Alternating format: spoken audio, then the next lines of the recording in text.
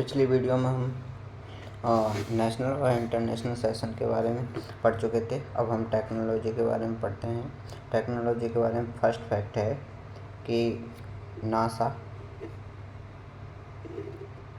और जाक्सा का जियोटेल मिशन समाप्त हो गया है। क्यों हो गया है कि ये अंतरिक्ष यान पर काम करने वाला एकमात्र डेटा रिकॉर्डर ख़राब हो गया है इनका। ये दोनों संयुक्त रूप से एकमात्र डेटा रिकॉर्डर पे काम कर रहे थे, वो ख़राब हो गया है। इस वजह से नासा और जाक्सा, नासा है यूएसए कंपनी और जाक्सा है जापान की कंपनी, इनका जियोटेल मिशन था वो समाप्त हो गया।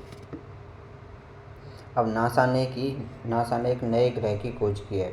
नासा ने एक नए ग्रह की खोज किया है, उसको नाम दिया है TOI 700E। TOI 700E जो कि पृथ्वी से 100 प्रकाश वर्ष दूरी पर एक छोटे तारे के चारों तरफ घूमते हुए एक ग्रह को खोजा गया है। पृथ्वी से 100 प्रकाश वर्ष दूर एक छोटे तारे के चारों ओर घूमते हुए ग्रह को खोजा गया है और ये नासा ने इस ग्रह की खोज की है। TOI 700E इसको नाम दिया गया है। उसके बाद है इसरो और माइक्रोसॉफ्ट के मध्य में MOU साइन हुआ है। इसरो और माइक्रोसॉफ्ट के मध्य में MOU साइन हुआ है। क्यों हुआ है? इसका है भारत में स्पेस टेक्नोलॉजी में स्टार्टअप के विकास को बढ़ावा देने के लिए इसरो और माइक्रोसॉफ्ट के मध्य में MOU साइन हुआ है। उसके बाद में है कास्ट गार्ड बेड़े में शामिल हुआ गश्ती जहाज। कास्ट गार्ड बेड़े में कौन सा? कमला देवी गश्ती जहाज को शामिल किया गया है, जिसको किसने बनाया है? जिसको बनाया गया है गार्डन रीच शिप बिल्डर्स ने। किसने बनाया है? गार्डन रीच शिप बिल्डर्स के नाम कोई कंपनी है, उसके द्वारा बनाया गया है। उसके बाद देखते हैं कि INS बागशीर को नौसेना में शामिल किया गया है। INS बागशीर को नौसेना में शामिल किया है। वो कैसी है? स्कॉर्पियन श्रेणी की 5वीं पनडुब्बी है। स्कॉर्पियन श्रेणी की 5वीं पनडुब्बी है जो कि डीजल और इलेक्ट्रिक ड्यूल सिस्टम की पनडुब्बी है और जिसको पश्चिमी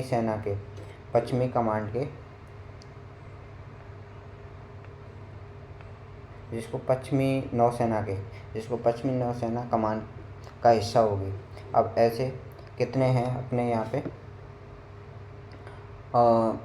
INS कलवरी है, INS खंडेरी है, INS करंज है, INS बेला है और INS बागीर हो गई और INS बागशीर हो गई। ये 6 INS पनडुब्बियाँ हैं इंडिया के बेड़े में।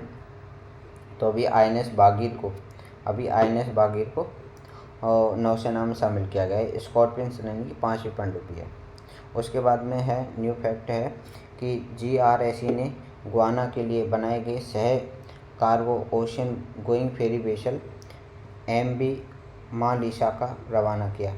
MV मालिशा को रवाना किया है किसने? GRE ने गुआना के लिए। गुआना कहाँ?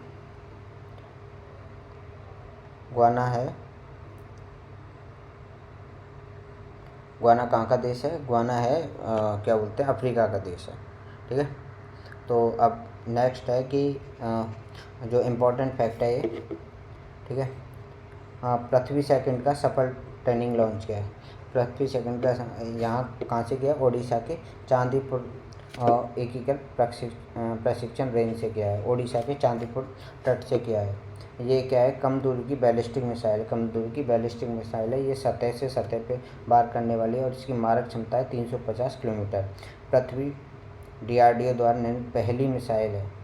तो पहली मिसाइल ये जो APJ अब्दुल कलाम द्वारा नेशनल मिशन चलाया गया था मिसाइल के लिए, national mission for missile system, तो उसके तहत बनाई गई थी ये पांचों, जिनको पृथ्वी, अग्नि, आकाश, त्रिशूल और ये सब जो 5 मिसाइल बनाई गई थी उनमें से एक है। अभी ये पृथ्वी सेकंड का सफल ट्रेनिंग लॉन्च किया गया है। उसके बाद में स्वदेशी ऑपरेटिंग सिस्टम का परीक्षण किया गया। स्वदेशी ऑपरेटिंग सिस्टम बारोस ये बहुत ही इम्पोर्टेंट है। बारोस जैसे एंड्रॉयड एवं ओएस जैसे ऑपरेटिंग सिस्टम पर देश की निर्भरता को कम करने के लिए सेम आईआईटी मद्रास द्वारा बनाया गया बारोस सिस्टम। उसके बाद है कम कार्बन उत्सर्जन करने वाले क्रूज का परीक्षण किया गया। कम कार्बन उत्सर्जन करने वाले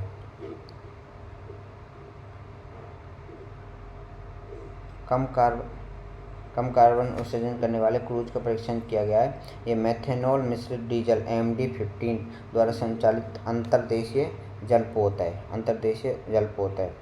अब इसमें क्या किया गया है, इसको किया गया है इसका परीक्षण चालन का उद्घाटन एस बी गंगाधर नामक 50 सीटर मोटर लॉन्च समुद्री जहाज से किया गया है। इसे किया गया एस बी गंगाधर नामक 50 सीटर मोटर लॉन्च समुद्री जहाज से किया गया है। मेथेनॉल कम कार्बन उत्सर्जन करने वाला हाइड्रोजन ईंधन है। जैसे हाई एस कोल, पराली, ताप बिजली संयंत्र से निकलने वाले CO2 तथा प्राकृतिक गैस से तैयार किया जाता है। तो ये इम्पोर्टेंट है अपने आप में। मेथेनॉल कम कार्बन उत्सर्जन करने वाला हाइड्रोजन ईंधन है। उसके बाद में नेक्स्ट फैक्ट, अब इकोनॉमी की तरफ बढ़ते हैं। इकोनॉमी सबसे पहला है एमी गंगा ब्लास क्रूज को प्रधानमंत्री ने हरी झंडी दिखाई। एमी गंगा ब्लास क्रूज, ये रिवर क्रूज टूरिज्म को बढ़ावा देने के लिए बनाया गया है। इसकी शुरुआत वाराणसी से की गई थी। ये दुनिया का सबसे लंबा रिवर क्रूज है। और ये वाराणसी से असम के डिब्रूगढ़ तक गया था। तो ये जनवरी का फैक्ट था, ये इम्पोर्टेंट भी है और ये कई एग्जाम्स में पूछा गया था। जैसे Rajasthan high court LDC exam हुआ था, उसमें पूछा गया था और EORO के एग्ज़ाम में भी पूछा गया था एमी गंगा ब्लास क्रूज के बारे में, जो कि वर्ल्ड का सबसे लॉन्गेस्ट रिवर क्रूज है। अब उसके बाद में भारत द्वारा बांग्लादेश को डीजल आपूर्ति के लिए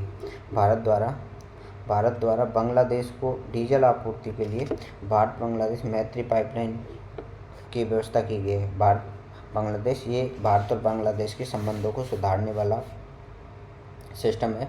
और मैत्री जहाँ पे भी वर्ड आ जाए वो बांग्लादेश से रिलेटेड है मेनली। तो डीजल को नुमालीगढ़ रिफाइनरी से सिलीगुड़ी तक पहुँचाने का काम किया जाएगा। उसके बाद में है 10 देशों के अप्रवासियों को धन स्थानांतरण हेतु 10 देशों के अप्रवासियों को धन स्थानांतरण हेतु UPI उपयोग को मंजूरी दी गई। 10 देशों के अप्रवासियों को धन स्थानांतरण, इसके तहत NRI NRO खातों वाले अप्रवासियों को अपने अंतर्राष्ट्रीय मोबाइल नंबरों का इस्तेमाल करके धन ट्रांसफ़र करने की अनुमति दी जाएगी। उक्त सुविधा और क्या है, उक्त सुविधा कौन कौन से देशों के लिए ये सुविधा दी गई है? सिंगापुर के लिए, सिंगापुर जहाँ से अपना हाईएस्ट FDI आया है 2022-23 में।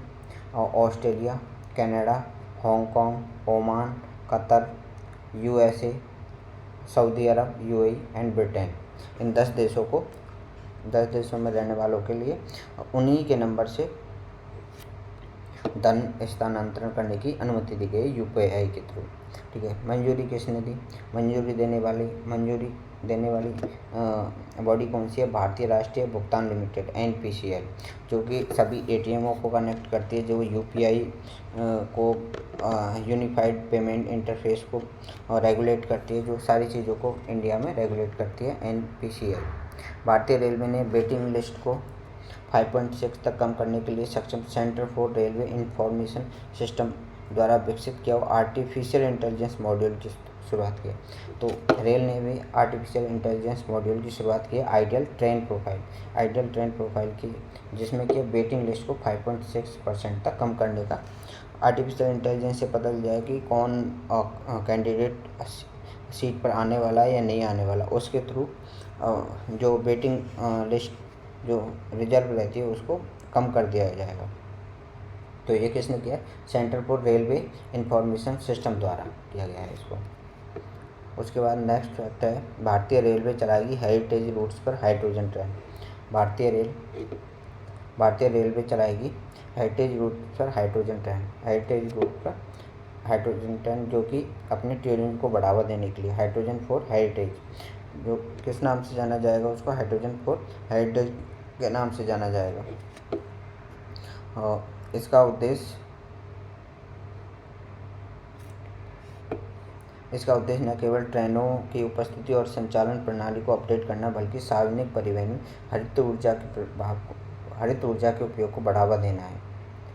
हरित ऊर्जा के उपयोग को भी बढ़ावा देना है। अब इनमें से मेन इम्पोर्टेंट फैक्ट ये हैं कि ये चयनित विरासत रूट कौन कौन से हैं। चयनित विरासत रूट की बात करते हैं तो विरासत रूट है, पहला है मध्य रेलवे का माथेरान हिल स्टेशन मध्य प्रदेश। मध्य रेलवे का माथेरान हिल स्टेशन। उत्तरी सीमांत रेलवे का दार्जिलिंग, उत्तरी सीमांत में दार्जिलिंग हिमालय रेलवे आ गया। थर्ड पे है कालका शिमला रेलवे। और फोर्थ पे अपन बात करते हैं उत्तर रेलवे का कांगड़ा घाटी रेलवे। अब यहाँ से ये याद किए जा सकते हैं, उत्तर रेलवे में कांगड़ा घाटी रेलवे का है। पश्चिमी रेलवे में पश्चिम की तरफ जाते हैं तो बिलमोरा बगई रूट। 6 पे है पश्चिमी रेलवे का महू पातालपानी रूट। पश्चिमी रेलवे में महू पातालपानी रूट। और दक्षिण रेलवे में नीलगिरी। तो दक्षिण रेलवे की बात आती है तो दक्षिण में नीलगिरी हिल साउथ में पड़ता है, तो उसके बेस पे इन्होंने दक्षिण रेलवे का नीलगिरी पर्वत रूट को ले लिया है। 8 में है उत्तर पश्चिम रेलवे का मारवाड़। अब ये राजस्थान से रिलेटेड ये पूछा जा सकता है कि मारवाड़ देवगढ़ मदरिया रूट, तो इनमें से किसको? मारवाड़ देवगढ़ मदरिया रूट को लिया गया है। आगे बात करते हैं कि 2022 में शीर्ष निवेश स्थल राज्य कौन कौन से? ये इम्पोर्टेंट फैक्ट है। 2022 में शीर्ष निवेश स्थल राज्य कौन कौन से? पहला है गुजरात ने सबसे ज़्यादा निवेश किया है। शीर्ष निवेश स्थल राज्य जहाँ पे सबसे ज़्यादा निवेश हुआ है गुजरात में हुआ है 2.91 ट्रिलियन रुपये। और गुजरात में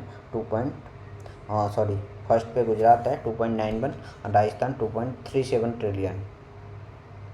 अब ये कौन निकालता है? ये निकालता है centre for monitoring Indian economy द्वारा निकाला गया कि किस स्तर पर ज़्यादा निवेश किया गया है। सबसे ज़्यादा गुजरात में किया गया, सेकंड नंबर हमारा राजस्थान सेकंड नंबर पे है। तो आगे बात करते हैं देश का पहला कोयला गैसीकरण आधारित ऊर्जा संयंत्र। देश का पहला कोयला गैसीकरण आधारित उर्वरक संयंत्र कहाँ पे है? कोयला गैसीकरण आधारित उड़ीसा के तलचर में। उड़ीसा में जैसे यहाँ पे ये इंडिया है, इंडिया के इस तट पे, ईस्टर्न तट पे उड़ीसा पाया जाता है। उड़ीसा में तलचर क्षेत्र है, तो यहाँ पे कोयला उड़ीसा वाले एरिया में क्या बोलते हैं कि कोयला पाया ही जाता है। तो जैसे उड़ीसा अपन देख लेते हैं दामोदर घाटी, दामोदर रिवर है, तो वहाँ पे क्या है कोयला पाया जाता है। सेम उड़ीसा के तलचर में भी कोयला पाया, तो वहाँ पे कोयला गैसीकरण आधारित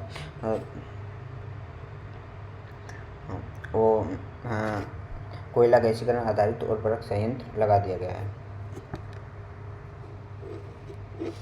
आगे है भारतीय सॉफ्टवेयर टेक्नोलॉजी पार्क के माध्यम से digital India startup hub. Online gaming में भारत का पहला उत्कृष्टता केंद्र कहाँ स्थापित किया है? भारतीय सॉफ्टवेयर टेक्नोलॉजी पार्क के माध्यम से। भारत में अभी सॉफ्टवेयर टेक्नोलॉजी पार्क बनाया गया, उनके माध्यम से डिजिटल इंडिया स्टार्टअप हब बनने के ऑनलाइन गेमिंग में भारत का पहला उत्कृष्टता है। ऑनलाइन गेमिंग को लीगल कर दिया गया है सेंट्रल गवर्नमेंट के द्वारा। उसके लिए भारतीय सॉफ्टवेयर टेक्नोलॉजी के माध्यम से digital India startup hub online gaming Bharat का पहला उत्कृष्टता केंद्र शिलांग में स्थापित किया गया।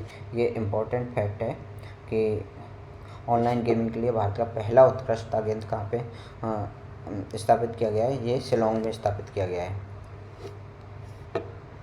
हाँ, विश्व बैंक ने किस देश की अर्थव्यवस्था को दक्षिण एशिया की सबसे कमज़ोर अर्थव्यवस्था घोषित किया गया है? विश्व बैंक, वर्ल्ड बैंक ने अब किसकी कर सकते हैं? वर्ल्ड बैंक ने हमारे पड़ोसी देश पाकिस्तान की, हमारे पड़ोसी देश पाकिस्तान की अर्थव्यवस्था को दक्षिण एशिया की सबसे कमज़ोर अर्थव्यवस्था घोषित किया गया है, जिसकी आर्थिक वृद्धि 1.7 में। कोई नहीं पूछने वाला है इसको। भारतीय निजी बैंक जिसने अपनी डिजिटल सेवाओं में बदलाव के अगले चरण के लिए माइक्रोसॉफ्ट से साझेदारी की है। माइक्रोसॉफ्ट से साझेदारी निजी बैंक HDFC बैंक है, उसने डिजिटल सेवाओं में बदलाव के लिए माइक्रोसॉफ्ट के साथ साझेदारी की है। भारत की HDFC बैंक जो कि निजी बैंक है, उसने डिजिटल सेवाओं के लिए माइक्रोसॉफ्ट से साझेदारी की है। ठीक है, तो नेक्स्ट आगे पढ़ते हैं हम। फिनटेक प्लेटफॉर्म जिसे RBI ने एक ऑनलाइन पेमेंट एग्रीगेटर के रूप में काम करने के लिए सैद्धांतिक मंजूरी दी है। फिनटेक प्लेटफॉर्म, ये फिनटेक प्लेटफॉर्म है। फिनटेक प्लेटफॉर्म कौन सा है? भारत पे। फिनटेक प्लेटफॉर्म भारत पे जिसे RBI ने ऑनलाइन पेमेंट एग्रीगेटर के रूप में एक सैद्धांतिक मंजूरी दी है, RBI के ऑनलाइन पेमेंट एग्रीगेटर के रूप में। हाँ, नेक्स्ट फैक्ट है, केंद्रीय कृषि मंत्रालय की ओर से कृषि महोत्सव, प्रदर्शनी एवं प्रशिक्षण का आयोजन कहाँ किया गया है? अब ये इम्पोर्टेंट है, ये कोटा में किया गया है। केंद्रीय कृषि मंत्रालय की ओर से कृषि महोत्सव, प्रदर्शनी और प्रशिक्षण का आयोजन कहाँ पे किया गया है? कोटा में किया गया है। ठीक है, तो ये इम्पोर्टेंट फैक्ट है, राजस्थान से रिलेटेड है। केंद्रीय कृषि मंत्रालय कृषि महोत्सव कोटा में किया गया है। नेक्स्ट बढ़ते हैं हम। इंडियन ग्रीन बिल्डिंग काउंसिल द्वारा उच्चतम प्लेटिनम रेटिंग के साथ हरित रेलवे स्टेशन प्रमाण पत्र से सम्मानित station. Indian green building council द्वारा, किसके द्वारा दिए गए? इंडियन ग्रीन बिल्डिंग काउंसिल द्वारा उच्चतम platinum rating, highest platinum rating किस रेलवे स्टेशन को दी गई है? विशाखापट्टनम रेलवे स्टेशन को। विशाखापट्टनम जो कि साउथ इंडिया में यहाँ पे पाया जाता है, या आंध्र प्रदेश के यहाँ पे, तो Visakhapatnam railway station Indian green building council द्वारा उच्चतम प्लेटिनम रेटिंग दी गई है हरित रेलवे स्टेशन प्रमाण पत्र के रूप में विशाखापट्टनम रेलवे स्टेशन को। ठीक है, अब संयुक्त राष्ट्र द्वारा 2023 को किस रूप में मनाया जा रहा है? ये इम्पोर्टेंट है, वेरी वेरी इम्पोर्टेंट। संयुक्त राष्ट्र द्वारा 2023 को किस रूप में? अंतर्राष्ट्रीय बाजरा वर्ष के रूप में मनाया जा रहा है। अंतर्राष्ट्रीय बाजरा वर्ष के रूप में, इंटरनेशनल मिलेट ईयर्स के रूप में मनाया जा रहा है 2023 को। उसके बाद में है राष्ट्रीय स्वास्थ्य प्राधिकरण आयुष्मान भारत डिजिटल मिशन का निदेशक किसको बनाया गया? प्रवीण शर्मा को बनाया गया। आयुष्मान भारत डिजिटल मिशन का राष्ट्रीय स्वास्थ्य प्राधिकरण के अंतर्गत जो आता है आयुष्मान भारत डिजिटल मिशन, उसका निदेशक बनाया गया है, प्रवीण शर्मा को बनाया गया है। ठीक है, तो नेक्स्ट फैक्ट है आगे। केंद्रीय खेल मंत्रालय ने भारतीय कुश्ती फेडरेशन WFI के खिलाफ आरोपों की जांच के लिए किसकी अध्यक्षता की? अभी जो पहलवानों के साथ जो कुछ बदसलूकी की गई थी, जो कुश्ती फेडरेशन के अध्यक्ष थे भाजपा नेता, तो उनके खिलाफ एक कमेटी बनाई गई थी। उसमें MC मैरी कॉम थे, अन्य सदस्य थे जो पहलवान योगेश्वर दत्त थे, तृप्ति मुरगुंडे थी, राधिका श्रीमन थी, राजेश राजकुमार। बट ये फैक्ट अब पुराना हो गया, तो कोई मतलब ज़्यादा इम्पोर्टेंट नहीं है। उसके बाद में 18वां विश्व संस्कृत सम्मेलन का आयोजन कहाँ पे किया गया? ये इम्पोर्टेंट है, 18वां विश्व संस्कृत सम्मेलन का कैनबरा ऑस्ट्रेलिया में किया गया था। ठीक है, कैनबरा ऑस्ट्रेलिया में किया गया था। अब यहाँ से और दो फैक्ट इम्पोर्टेंट फैक्ट आते हैं कि 2024 में जो विश्व संस्कृत सम्मेलन है वो कहाँ पे किया जाएगा? तो वो किया जाएगा काठमांडू में किया जाएगा। जो विश्व संस्कृत सम्मेलन है वो किया जाएगा भूटान में, और 20वां किया जाएगा 2027 में IIT बॉम्बे में, इंडिया में किया जाएगा। अभी कहाँ है? कैनबरा ऑस्ट्रेलिया में किया जा रहा है। ठीक है, तो आगे हम पढ़ते हैं कि 5G तकनीक को लागू करने वाला देश का पहला आकांक्षी जिला कौन सा है? 5G तकनीक को 5G तकनीक को लागू करने वाला देश का पहला आकांक्षी जिला है विदिशा एमपी में। विदिशा एमपी यही इम्पोर्टेंट ऐसे जैसे अभी पूछा जाए कि 5G तकनीक को राजस्थान में कितने जिलों में चालू कर दिया। अब ये कोई इम्पोर्टेंट फैक्ट नहीं है, धीरे धीरे सभी जिलों में किया जा रहा है।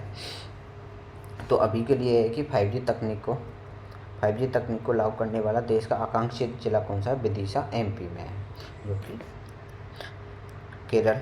अब यहाँ से ये इम्पोर्टेंट फैक्ट है कि केरल ताड़ के पत्तों की पांडुलिपि का दुनिया का पहला संग्रहालय तिरुवनंतपुरम केरल में बनाया गया, ताड़ के पत्तों की पांडुलिपि का, ठीक है। और उसके बाद में भारत का पहला संविधान साक्षर जिला, सभी लोग संविधान को जानते हैं, भारत का पहला संविधान साक्षर जिला कोल्लम केरल में है, ठीक है। पूरी तरह से डिजिटल बैंकिंग सेवा वाला राज्य है केरल। ये तीनों फैक्ट इम्पोर्टेंट। और केरल के बारे में जानते हैं, केरल में लिटरेसी रेट ज़्यादा है, तो उसी के बेस पे यहाँ पे सारी चीज़ें की जा रही हैं। पहला डिजिटल बैंकिंग सेवा वाला राज्य भी यही है। भारत का पहला संविधान साक्षर जिला भी यहीं पे कोल्लम केरल में है। और यहाँ पे ताड़ के पत्तों की पांडुलिपि का दुनिया का पहला संग्रहालय तिरुवनंतपुरम में बनाया गया है। उसके बाद में हम देखते हैं कि गुजरात में क्या बनाया गया है कि गुजरात में बनाया गया देश का पहला कर्क रेखा विज्ञान पार्क। कर्क रेखा इंडिया में सबसे पहले कहाँ से गुजरती है? गुजरात से ही गुजरती है। तो गुजरात में पहला कर्क रेखा विज्ञान पार्क बनाया गया। इसको इस तरीके से याद करते हैं, कर्क रेखा विज्ञान पार्क सबसे पहले इंडिया में गुजरात से ही गुजरती है कर्क रेखा। तो देश का पहला कर्क रेखा विज्ञान पार्क गुजरात में बनाया गया है। दूसरा है एनटीपीसी के द्वारा भारत की पहली हरित हाइड्रोजन मिश्रण परियोजना की शुरुआत की गई कवास गुजरात में। अब ये इम्पोर्टेंट फैक्ट है कि एनटीपीसी द्वारा, किसके द्वारा? एनटीपीसी के द्वारा भारत की पहली हरित हाइड्रोजन मिश्रण परियोजना। अभी इंडिया क्या कर रहा है? हाइड्रोजन मिशन चलाया गया है इंडिया के द्वारा, तो उसमें ये उसी के अंडर भारत की पहली हरित हाइड्रोजन मिश्रण परियोजना शुरू की गई है कवास गुजरात में। उसके बाद में डिजिटल माध्यम द्वारा वॉइस ऑफ ग्लोबल साउथ शिखर सम्मेलन की मेजबानी किसके द्वारा की गई थी? भारत के द्वारा की गई थी, ठीक है। वॉइस ऑफ ग्लोबल साउथ शिखर सम्मेलन की डिजिटल माध्यम से की गई थी। ये किसने की थी? पेट्रोलियम मिनिस्ट्री द्वारा की गई थी। इसकी विषय क्या है? आवाज़ की एकता और उद्देश्य के लिए एकता। किस स्टेशन को फसाई द्वारा 5 स्टार रेटिंग प्रमाणन के साथ ईट राइट स्टेशन से सम्मानित किया गया है? ईट राइट स्टेशन के प्रमाणन द्वारा सम्मानित किया गया है वाराणसी कैंट रेलवे स्टेशन को। वाराणसी किसके द्वारा? FSSAI के द्वारा, FSSAI के द्वारा 5 स्टार रेटिंग दी गई इसको। वाराणसी कैंट रेलवे स्टेशन को 5 स्टार रेटिंग दी गई। ईट राइट स्टेशन से सम्मानित किया गया है इसको। उसके बाद है उत्तराखंड का शहर जिसे आपदा संभावित क्षेत्र घोषित किया गया है। उत्तराखंड का शहर जिसे आपदा संभावित क्षेत्र घोषित किया गया है जोशीमठ। तो ये इम्पोर्टेंट पुराना हो गया है। जो जोशीमठ में त्रासदी आई थी, वहाँ पे क्या बोलते हैं कि ज़मीन से मतलब ऐसे हो रहा था कि कुछ चीज़ें आ रही हैं, वहाँ पे दरार फ्रैक्चर क्रिएट हो रहा था जोशीमठ में, तब का है। तो नेक्स्ट फैक्ट, सर्वश्रेष्ठ स्थायी ग्रीनफील्ड हवाई अड्डे से सम्मानित हवाई अड्डा कौन सा है? सर्वश्रेष्ठ स्थायी ग्रीनफील्ड हवाई अड्डा कौन सा है? तो सर्वश्रेष्ठ ग्रीनफील्ड हवाई अड्डा है गोवा मनोहर इंटरनेशनल एयरपोर्ट। तो ये मनोहर पारिकर के नाम पे गोवा का इंटरनेशनल एयरपोर्ट है, तो उसको सर्वश्रेष्ठ स्थायी ग्रीनफील्ड हवाई अड्डे से सम्मानित किया गया है। आगे नेक्स्ट फैक्ट है विश्व आर्थिक मंच वर्ल्ड इकोनॉमिक फोरम द्वारा भारत के किस शहर में चौथी औद्योगिक क्रांति का 18वां वैश्विक केंद्र स्थापित किया जाएगा? तो औद्योगिक क्रांति का वैश्विक केंद्र कहाँ पे स्थापित किया है? हैदराबाद, तेलंगाना में। तो मैक्सिमम ऐसी चीज़ें हैं जो डेवलप की जा रही हैं, वो हैदराबाद में की जा रही हैं। जैसा कि मतलब एनालिसिस करके लगता है कि मैक्सिमम चीज़ें हैदराबाद में की जा रही हैं। तो हैदराबाद स्विचेबल स्टेट है इन चीज़ों के लिए। तो ये किसके द्वारा? वर्ल्ड इकोनॉमिक फोरम के द्वारा भारत के हैदराबाद में 18वां औद्योगिक क्रांति का वैश्विक केंद्र स्थापित किया जा रहा है हैदराबाद में। तो नेक्स्ट पढ़ते हैं हम मिशन 929। तो ये कोई इम्पोर्टेंट फैक्ट नहीं है, ये है त्रिपुरा के विधानसभा चुनावों में मतदान को 92% बढ़ाने के साथ पूरे त्रिपुरा में 929 मतदान केंद्रों पर ध्यान केंद्रित करना। तो ये कोई इम्पोर्टेंट फैक्ट नहीं है अभी के हिसाब से, तो याद करने की कोई ज़रूरत नहीं है। तो उसके बाद में आता है 2023-24 के लिए सांस्कृतिक श्रेणी में यूनेस्को की विश्व विरासत स्थल के लिए भारत से नामांकित विरासत स्थल है 2023-24 में। सांस्कृतिक श्रेणी में, ये सांस्कृतिक यूनेस्को की विश्व विरासत स्थल में इसको असम के पिरामिडों को किया गया, असम के पिरामिडों को किया गया जो है चराईदेव जिले में। असम के पिरामिडों को यूनेस्को की विश्व विरासत स्थल में सम्मानित किया गया है, विश्व विरासत स्थल में इंक्लूड किया गया है। भारत में अभी कौन से हैं? 40 विश्व धरोहर स्थित हैं भारत में, ठीक है। जल पर पहला अखिल भारतीय, तो ये इम्पोर्टेंट फैक्ट है कि असम के पिरामिड जो कि चराईदेव जिले में, उनको यूनेस्को की विश्व विरासत स्थल में सम्मानित किया गया है। और किस श्रेणी में? सांस्कृतिक श्रेणी में उनको शामिल किया गया है, ठीक है। उसके बाद में आता है कि जल पर पहला अखिल भारतीय वार्षिक एवं राज्य मंत्रियों का सम्मेलन कहाँ आयोजित किया गया? भोपाल में, ठीक है।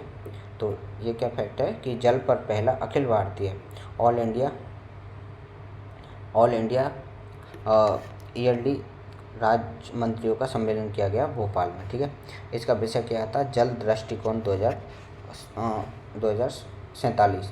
यह प्रधानमंत्री की भारत की 2047 योजना का हिस्सा है कि इंडिया ने जो भी गोल, मैक्सिमम गोल तो 2030 तक रखे हैं, बट वाटर के लेवल में प्रधानमंत्री का गोल 2047 है, ठीक है। उसके आधार पर अंतर्राष्ट्रीय विज्ञान साहित्य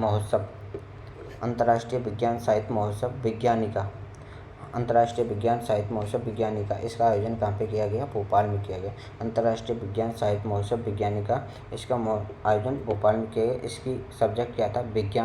विज्ञानिका, विज्ञान से रिलेटेड विज्ञान, प्रौद्योगिकी, साइंस, टेक्नोलॉजी एंड इनोवेशन के साथ अमृत काल की ओर अग्रसर, ठीक है।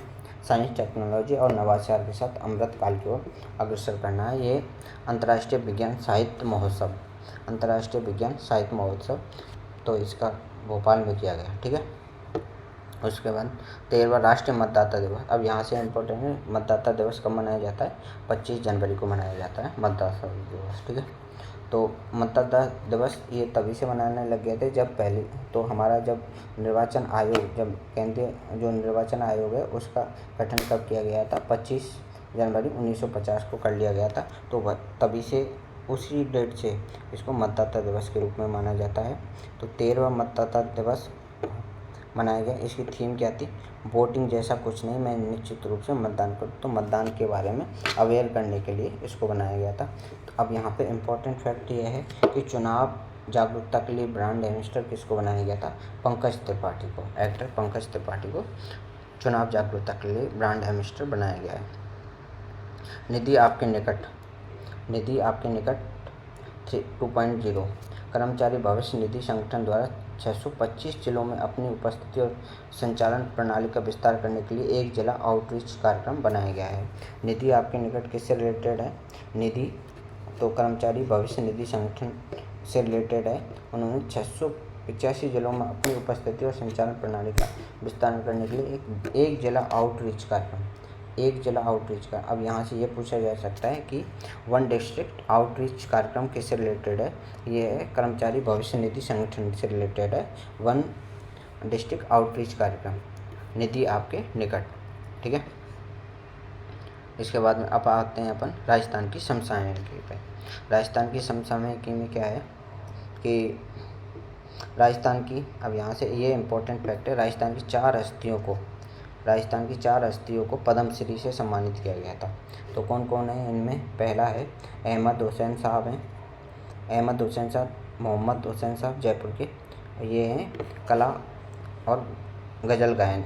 दूसरे हैं मूलचंद लोढ़ा जी डूंगरपुर के, समाज सेवा, निःशुल्क नेत्र ऑपरेशन किया इन्होंने। तो ये मूलचंद लोढ़ा जी हैं डूंगरपुर से हैं और समाज सेवा में किया। और लक्ष्मण सिंह जी हैं लापोडिया दूदू में समाज सेवा, शिक्षा एवं जल संरक्षण के लिए इनको जाना जाता है। अब उसके बाद में इम्पोर्टेंट फैक्ट है, जो मोदी जी आए थे इसके समारोह में भगवान देव नारायण के अवतरण के 1111वीं जयंती थी उस टाइम पे।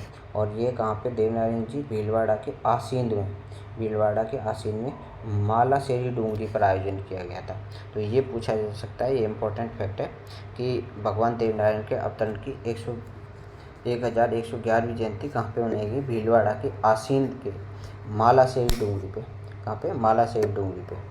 और राज्य सरकार ने देवनारायण जयंती पर 28 जनवरी 2023 को राजकीय अवकाश घोषित किया था। राष्ट्रीय मतदाता दिवस समारोह पर SCM रीपा में, ये जहाँ पे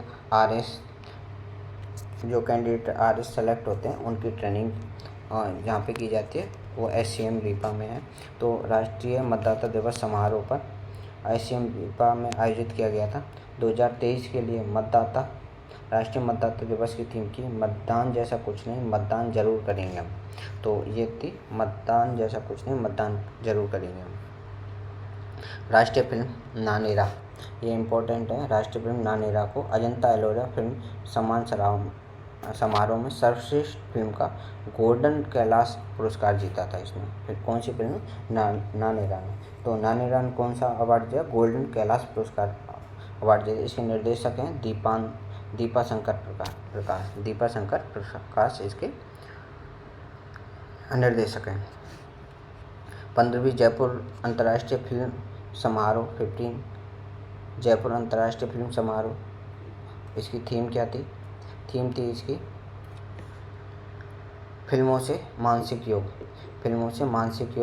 और इसका आयोजन पंजाब सरकार के पर्यटन विभाग के सहयोग से किया गया था। इसमें अर्पणा सेन को लाइफ टाइम अचीवमेंट अवार्ड दिया गया था। तो ये कोई ज़्यादा इम्पोर्टेंट फैक्ट नहीं है, बट देख लेते हैं कि राजस्थान से रिलेटेड है इसलिए। अब यहाँ से ये इम्पोर्टेंट फैक्ट है कि अंडमान निकोबार द्वीपों के राज्यों के वीर शहीदों के नाम पर दिया गया 21 परमवीर चक्र पुरस्कार विजेताओं के नाम पर 21 बड़े अज्ञात द्वीपों का नामकरण किया गया है। तो अब इसमें राजस्थान के 2 और शहीदों के नाम पे किया गया था। पहले हैं पीरू सिंह शेखावत, जो कि हवलदार पीरू सिंह शेखावत, जिन्होंने 1952 में फर्स्ट टाइम राजस्थान में परमवीर चक्र मिला था। दूसरे हैं मेजर शैतान सिंह जोधपुर से, जिनको 1963 में परमवीर चक्र मिला था। तो ये इम्पोर्टेंट है, ये क्वेश्चन हाईकोर्ट LDC में और EORO में पूछा जा चुका है। राजस्थान के 4 शहरों में 5G इंटरनेट सेवा शुरू की, जयपुर, जोधपुर, उदयपुर, कोटा, और अब तो 1-2 जगह और चालू कर दी गई है।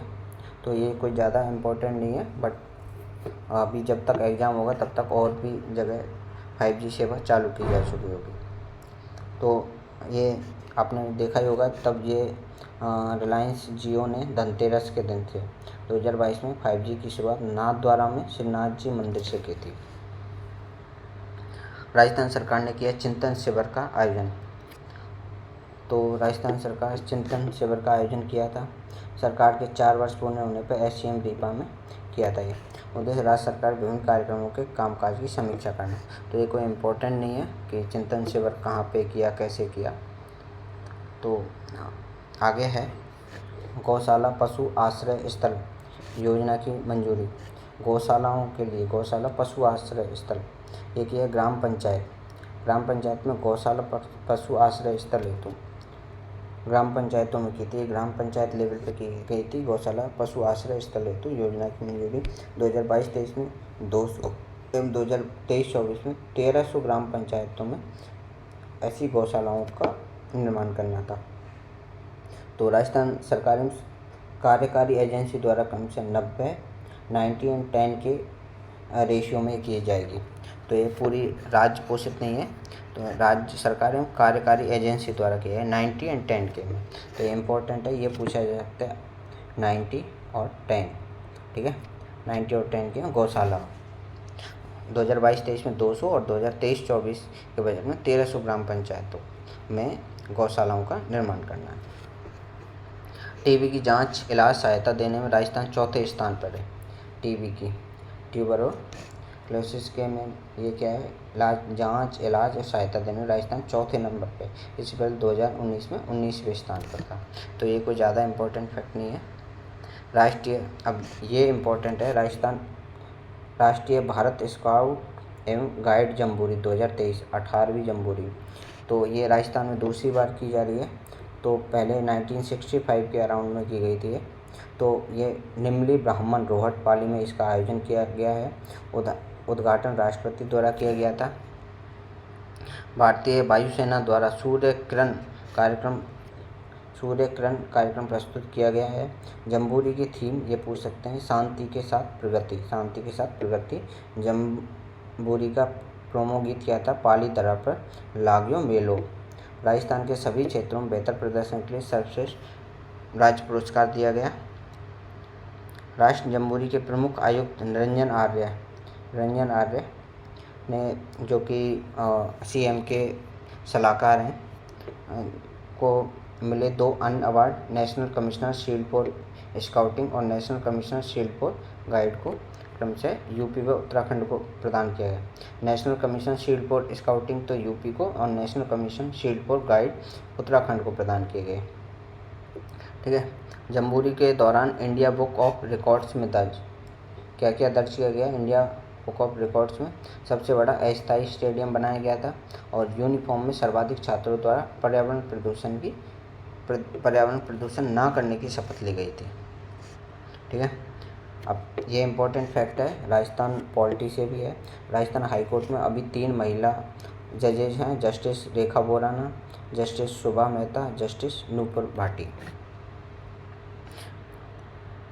राष्ट्रीय युवा सम्मेलन 2023 गांधी जी की और युवा आयोजन पाली के निम्बली स्थित जम्बूरी कैंपस में हुआ था। इस सम्मेलन को पाली जिला प्रशासन, युवा मामले एवं खेल विभाग, स्काउट गाइड एवं शिक्षा विभाग की सहभागिता से आयोजित किया गया था।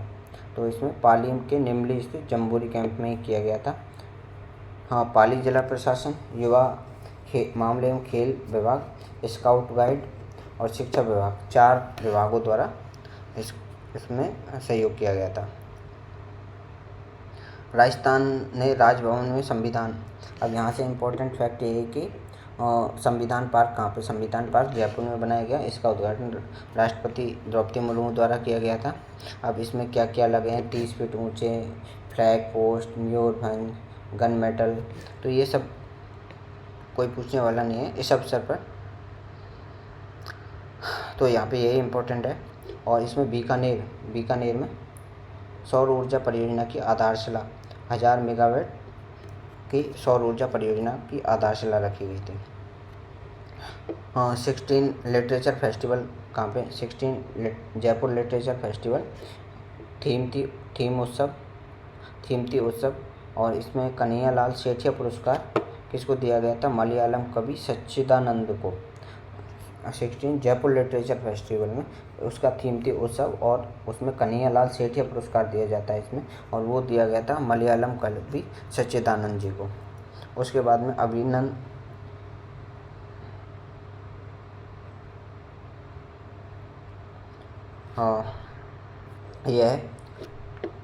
बिंद्रा फाउंडेशन ट्रस्ट एवं राजस्थान राज्य खेल परिषद के मध्य MOU हुआ। तो इसके तहत आर्थिक रूप से कमज़ोर खिलाड़ी खेल के दौरान चोटें निःशुल्क सर्जरी करवा सकेंगे। अभिनव बिंद्रा फाउंडेशन ट्रस्ट और राजस्थान खेल परिषद के मध्य। ठीक है, नेशनल सॉफ्ट हॉकी प्रतियोगिता आयोजन जयपुर में किया गया था। सॉफ्ट हॉकी प्रतियोगिता सीनियर तथा जूनियर सभी वर्गों के खिताब राजस्थान में जीते गए थे। ठीक है, राजस्थान ने जीते थे नेशनल सॉफ्ट हॉकी प्रतियोगिता का। उसके बाद में है मुख्यमंत्री सड़क सुरक्षा पुरस्कार। मुख्यमंत्री सड़क सुरक्षा सप्ताह मनाया गया था। ये और ये इसकी थीम थी परवाह करेंगे तो सुरक्षित रहेंगे, परवाह करेंगे तो सुरक्षित रहेंगे। इसमें पुरस्कृत किन किन जिलों को पुरस्कार दिया गया था? तो पहला जिला है पाली, बारां, करौली, झालावाड़ और जालौर। तो ये रहा पाली, ये जालौर, झालावाड़, बारां और करौली, ये 5 जिलों को मिला गया था। और पाली आरटीओ प्रकाश सिंह को मुख्यमंत्री सड़क सुरक्षा पुरस्कार से सम्मानित किया गया था। तो इसमें स्टेट के बारे डिस्ट्रिक्ट के बारे में पूछ सकते हैं कि मुख्यमंत्री सड़क सुरक्षा पुरस्कार किन किन जिलों को मिले थे? पाली, बारां, करौली, झालावाड़ और जालौर को। उसके बाद में है क्या बोलते हैं कि जस्टिस राम सिंह झाला को राज्य मानवाधिकार आयोग का सदस्य नियुक्त किया गया था। वर्तमान में अध्यक्ष कौन है? राष्ट्रीय मानवाधिकार आयोग के जी.के. व्यास हैं, ठीक है। और इसके सदस्य महेश गोयल हैं। और राज्य मानवाधिकार आयोग में एक सदस्य 1+2 का है, 1 चेयरमैन और 2 सदस्यों का प्रावधान है इसमें। तो दूसरे कौन से हैं? अभी तक दूसरा पद खाली था, अभी दूसरे हैं जस्टिस राम सिंह झाला। हिंदुस्तान जिंक 33वें MSMC खान पर्यावरण एवं खनिज संरक्षण में विभिन्न श्रेणियों में हिंदुस्तान जिंक को 19 पुरस्कार दिए गए। हिंदुस्तान जिंक को 19 पुरस्कार दिए गए हैं। यह कार्यक्रम जोधपुर में आयोजित किया गया। ये कोई ज़्यादा इम्पोर्टेंट फैक्ट नहीं है। राजस्थान ट्यूरिंग पोलो कप टूर्नामेंट, राजस्थान का ट्यूरिंग पोलो कप टूर्नामेंट किन किन के द्वारा? पर्यटन विभाग, तो राजस्थान पोलो क्लब के द्वारा किया गया था, राजस्थान ट्यूरिंग पोलो कप का टूर्नामेंट। अब इसमें पोलो कप तो है ही और पोलो क्लब तो है ही, और उसके बाद पर्यटन विभाग भी है। अब इसके बाद में है शुभम जैन, उदयपुर। भारतीय सेना दिवस पर chief of army staff commandant card से सम्मानित किया गया चीन बॉर्डर पर बहादुरी से लड़ने के लिए शुभम जैन को, ठीक है। शुभम जैन जो कि उदयपुर में हैं, उनको chief of army staff commandant card से पुरस्कार। तो ये अपने आप में शान की बात है, लेकिन अभी परीक्षा से रिलेटेड कोई ज़्यादा इम्पोर्टेंट फैक्ट नहीं है। राजस्थान इंटरनेशनल सेंटर कहाँ पे खोला गया है? राजस्थान इंटरनेशनल सेंटर जयपुर में खोला गया है। ये इंपॉर्टेंट फैक्ट है। राजस्थान इंटरनेशनल सेंटर कहाँ पे? जयपुर में। राजस्थान इंटरनेशनल सेंटर जयपुर में। पश्चिमी राज्य उद्योग हस्तशिल्प उत्सव, ये कहाँ पे मनाया गया है? ये आयोजन जोधपुर में किया गया है। पश्चिमी राज्य उद्योग हस्तशिल्प उत्सव कहाँ पे मनाया गया है? जोधपुर में। थीम इसकी क्या थी? पश्चिमी राज्य उद्योग हस्तशिल्प उत्सव कहाँ पे मनाया गया है? जोधपुर में मनाया गया। इसकी थीम थी विकासशील राजस्थान, उद्यमशील राजस्थान। आयोजक जोधपुर जिला प्रशासन, जिला उद्योग केंद्र, उद्यम प्रोत्साहन संस्थान Jaipur, nodal agency Marudhara industries association Jodhpur द्वारा। तो इतना ही याद रखना। पश्चिमी राजस्थान उद्योग हस्तशिल्प उत्सव कहाँ मनाया गया? हस्तशिल्प उत्सव जोधपुर में मनाया गया था, ठीक है। अब इसमें है कन्या लोहड़ी कार्यक्रम। कन्या लोहड़ी कार्यक्रम सिख समाज द्वारा, ये सिख समाज द्वारा बेटी बचाओ बेटी पढ़ाओ का संदेश देने हेतु। तो ये इम्पोर्टेंट है अपने आप में। कन्या लोहड़ी कार्यक्रम किससे रिलेटेड है? बेटी बचाओ बेटी पढ़ाओ कार्यक्रम से सिंधी समाज द्वारा संदेश देने हेतु कार्यक्रम किया गया, कन्या लोहड़ी कार्यक्रम, ठीक है।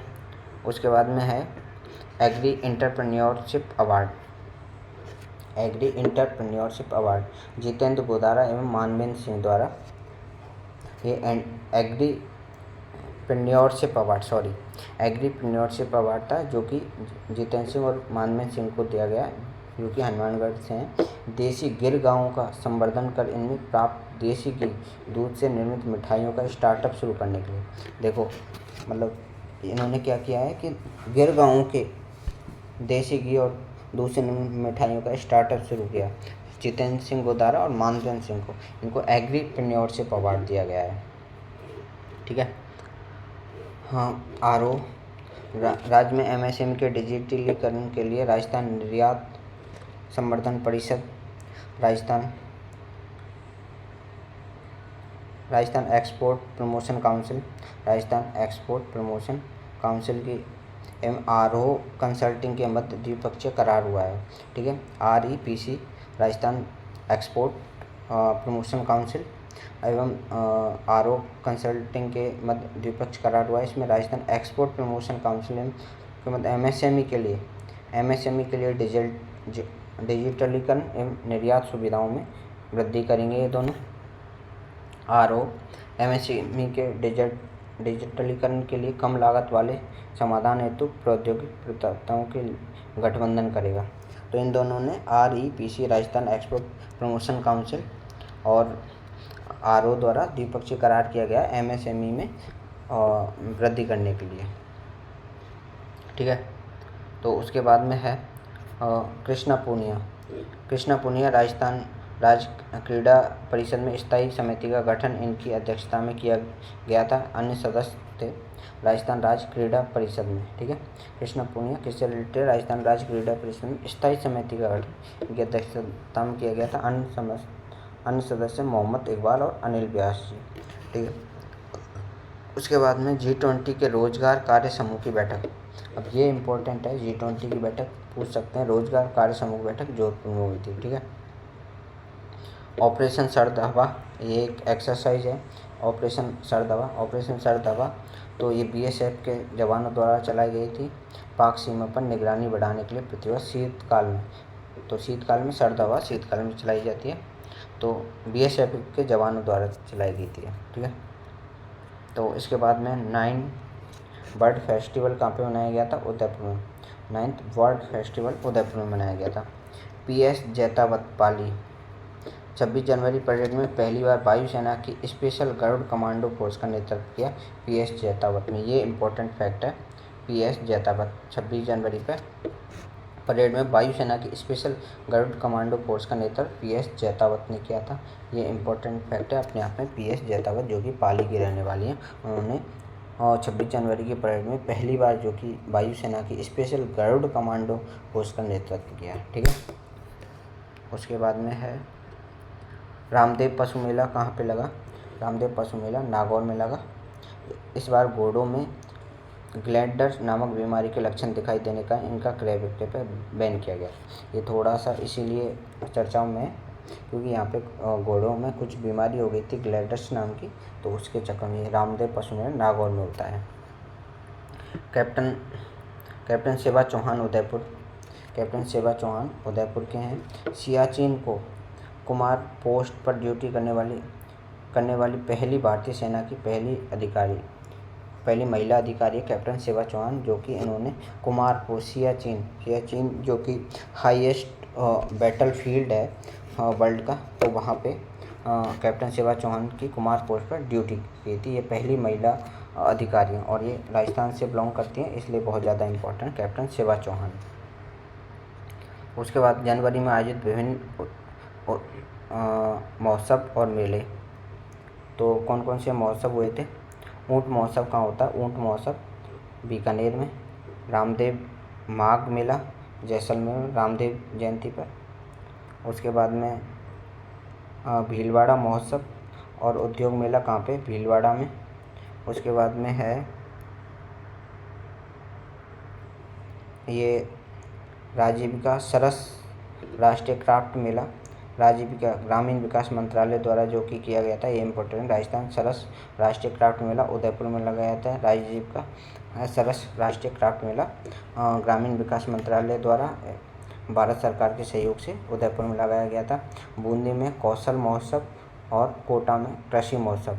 ये कोटा का कृषि महोत्सव है, ये ज़्यादा इम्पोर्टेंट है। उसके बाद में जयपुर में नेशनल सिल्क एक्सपो, जयपुर महाखेल, पतंग महोत्सव जल महल पे, राष्ट्रीय मसाला बिजनेस मीट ये कि जो कि JKK में हुआ था, राजस्थान इन्वेस्टर कॉन्क्लेव, ये सब जयपुर में किए गए थे। और उसके बाद में है अजमेर में उर्स लगाया गया था, 811वां उर्स। और नागौर में रामदेव पशु मेला लगाया गया था। तो ये थोड़ा सा इम्पोर्टेंट है क्योंकि यहाँ पे घोड़ों में वो हो गया था, ग्लेडर्स बीमारी हो गई थी, इसलिए उनका खरीदने और बेचने पर रोक लगा दी गई थी। उसके बाद में खेमराज समिति कर्मचारियों के पदोन्नति संबंधी प्रकरणों का अध्ययन करने के लिए समिति का अध्यक्ष खेमराज चौधरी तथा समिति का प्रशासनिक कार्मिक विभाग होगा।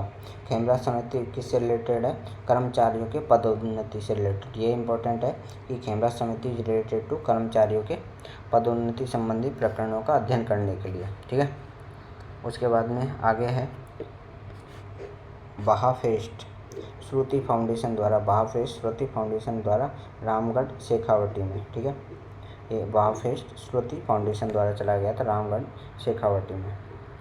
आशाएं द फिलिंग स्टेशन ये किससे रिलेटेड है? कारागार विभाग आशाएं द फिलिंग स्टेशन कारागार विभाग में बंदियों को रोजगार से जोड़ने एवं आमजन की सुविधाएं उपलब्ध कराने की पहल है। इनका संचालन पेट्रोल पंप बंदियों द्वारा तथा कारागार मॉनिटरिंग समिति द्वारा किया जाएगा। तो आशाएं जो कारागार में बंदी हैं उनको रोजगार से जोड़ने के लिए और आमजन को सुविधा प्रदान करने से रिलेटेड है। तो इनका संचालन पेट्रोल पंप बंदियों द्वारा जो बंदी हैं उनको पेट्रोल पंप पर लगाकर ये किया जा सकता है। यह पहला कारागार विभाग तथा इंडियन ऑयल कॉरपोरेशन लिमिटेड के सहयोग से आशाएं संस्था द्वारा संचालित है। केंद्रीय कारागार परिसर अलवर में पेट्रोल पंप स्थल है। केंद्रीय कारागार परिसर अलवर में पेट्रोल पंप स्थापित किया गया है इसके लिए। ठीक है, तो आमजन की परिवेदनाओं के त्वरित निस्तारण हेतु अभिनव पहल आमजन की परिवेदनाओं को त्वरित निस्तारण हेतु हर घर पंचायत अभियान का शुभारंभ कहाँ पे किया गया था? गांव पूनखर अलवर में। तो अलवर में आमजन की परिवेदनाओं के त्वरित निस्तारण हेतु अभिनव पहल कौन सी है? हर घर पंचायत अभियान का शुभारंभ गांव पूनखर अलवर में किया गया था। विदेशी युद्धाभ्यास में भाग लेने वाली भारत की पहली महिला पायलट, तो ये भी इम्पोर्टेंट है। विदेशी युद्धाभ्यास में भाग लेने भारत की पहली महिला पायलट हैं अवनी चतुर्वेदी, जो कि वीर गार्जियन युद्धाभ्यास में शामिल हुई थी। विदेशी युद्धाभ्यास में अवनी चतुर्वेदी। पूर्व डीजीपी जिन्हें हाल ही में सूचना आयुक्त नियुक्त किया गया है ML लाठर साहब, जो कि पूर्व डीजीपी रहे हैं, उनको सूचना आयुक्त नियुक्त किया गया है। ये भी इम्पोर्टेंट फैक्ट है कि इसको सूचना आयुक्त नियुक्त किया गया ML लाठर साहब को, जो कि पूर्व डीजीपी रहे हैं। हाँ, दिल्ली मुंबई ग्रीनफील्ड एक्सप्रेसवे के प्रथम पेज का उद्घाटन किस स्थान से किया गया था? दिल्ली मुंबई ग्रीनफील्ड एक्सप्रेसवे, इसका है बड़कापाड़ा दौसा से। बड़कापाड़ा दौसा, ये कोई इम्पोर्टेंट फैक्ट नहीं है, तो याद करने की कोई ज़्यादा ज़रूरत नहीं है। 83 अखिल भारतीय पीठासीन अधिकारी सम्मेलन कहाँ पे किया गया था? ये अखिल भारतीय पीठासीन अधिकारी सम्मेलन विधानसभा जयपुर में किया गया था। इससे पहले 23वां 1957 में, 44वां 1978 में एवं 76वां सम्मेलन 2011 में राजस्थान में आयोजित हो चुके हैं पीठासीन अधिकारी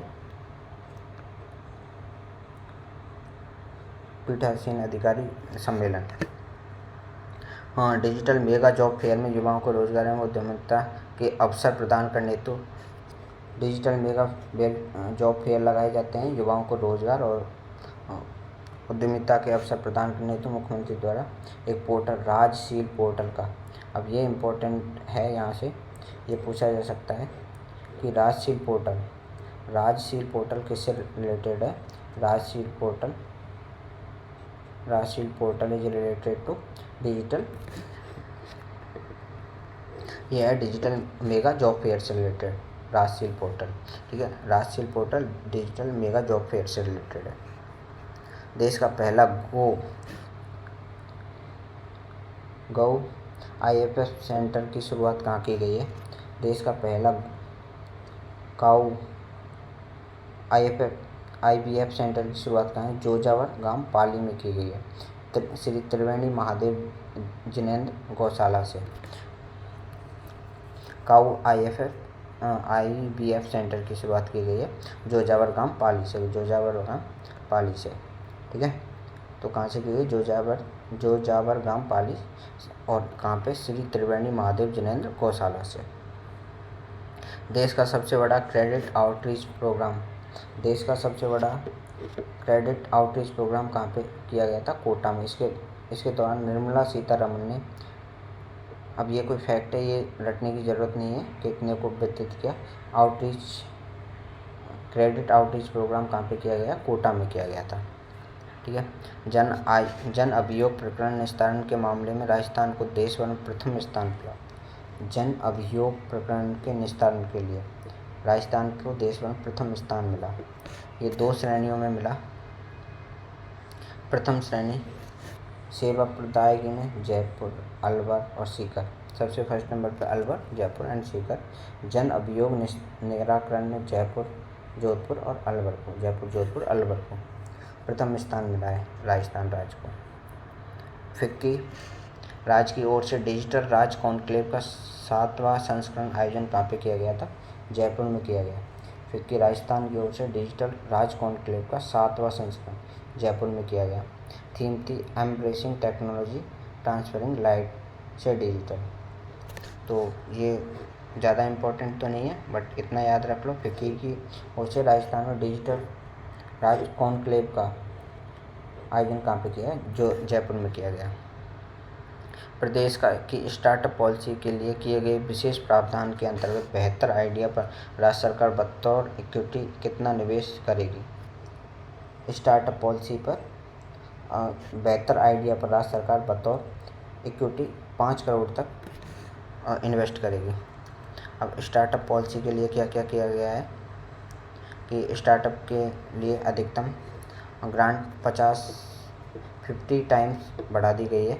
स्टार्टअप अधिकतम ग्रांट अनुदान कितना बढ़ा दिया गया है? 50 टाइम्स से बढ़ा दिया गया है। और प्री सीड स्टेज पर अनुदान महिला उद्यमियों के लिए महिला उद्यमियों के लिए 2.4 लाख से 3 लाख इंक्रीज कर दिया गया है। Viability grant seed stage 60 lakh कर दिया गया है।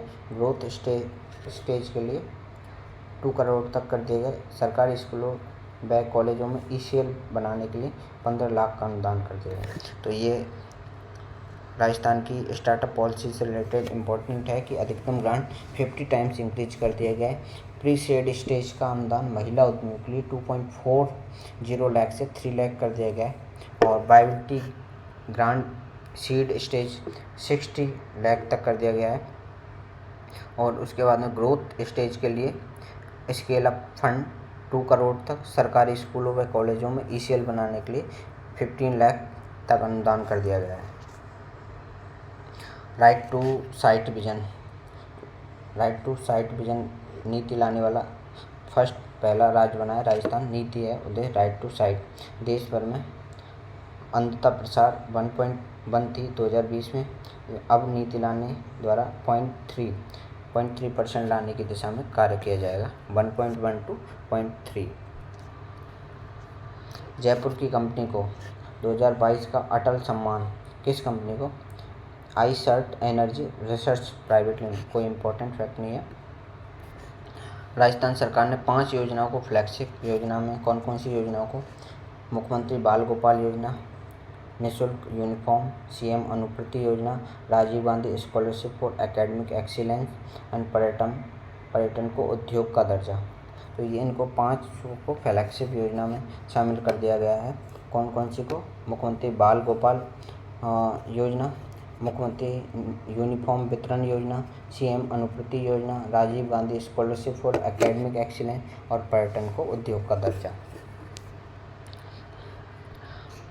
एमन बानू जोधपुर, नवी की छात्रा, केंद्र सरकार द्वारा इंस्पायर अवार्ड के लिए चयन किया गया। उपलब्धि, गैस सिलेंडर से LPG लीकेज रोकने संबंधी आइडिया दिया। एमन बानू ने, ये जोधपुर की रहने वाली 9th क्लास की छात्रा है, जिसने इंस्पायर अवार्ड में चयन हुआ। उसका क्यों हुआ कि गैस सिलेंडर से LPG रोकने के क्या क्या आइडिया हो सकते हैं, उससे रिलेटेड इसने आइडिया दिया। तो ये सब तो नेक्स्ट वीडियो बनाएंगे अपन पुरस्कार और बुक्स की और जो अदर फैक्ट हैं उनकी।